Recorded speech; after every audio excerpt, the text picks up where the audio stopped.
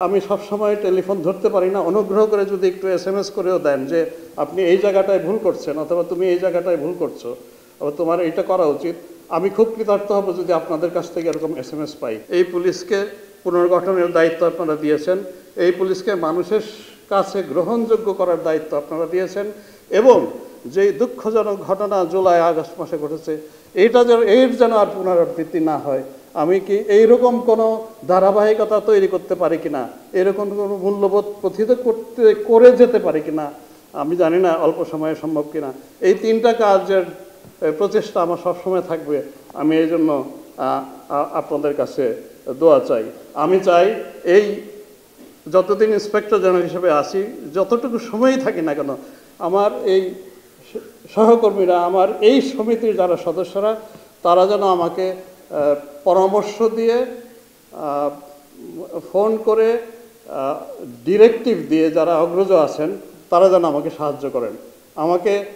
আমি সবসময় টেলিফোন ধরতে পারি না, অনুগ্রহ করে যদি একটু এসএমএস করেও দেন যে আপনি এই জায়গাটায় ভুল করছেন অথবা তুমি এই জায়গাটায় ভুল করছো অথবা তোমার এটা করা উচিত, আমি খুব কৃতার্থ হব যদি আপনাদের কাছ থেকে এরকম এসএমএস পাই।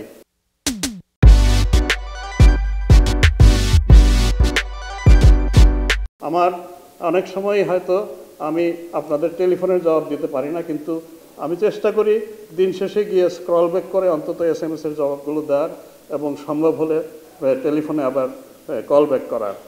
আমি মনে করি এখান থেকে যে একটা দুটো প্রস্তাব এসছে, জেলা পর্যায়ে যে সমিতিগুলো আছে তার পৃষ্ঠপোষক হিসাবে পুলিশ সুপার কিংবা নগরের পুলিশ কমিশনাররা যদি পৃষ্ঠপোষক হিসেবে আমরা তাদেরকে নিতে পারি, আমার মনে হয় সমিতিটার কাজ আরও ফ্যাসিলিটেট হবে। এটা আমি এর আইনগত দিকগুলো দেখার জন্য বর্তমান কমিটিকে অনুরোধ করব।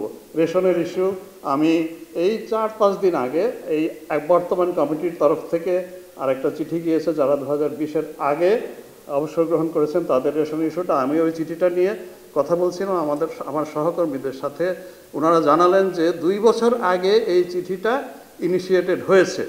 এখন আমরা তাহলে এইবার যেটা আমরা করতে পারি, এখন আবার যেহেতু আবার উত্থাপিত হয়েছে জিনিসটা, আমরা আগের চিঠিটার ধারাবাহিকতায় আরেকটা চিঠি এখন লিখছি আমি, এবং এতে কি পরিমাণ অর্থ লাগবে সেই হিসাবটা ওনারা করেছেন।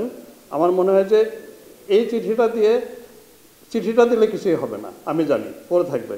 এখন আমি আমাদের সভাপতিকে, ওনাকে এবং ইয়াসমিন গফুর ওনাকে বলেছিলাম যে আমাকে একটু মনে করিয়ে let us go together to the secretariat and try to solve it.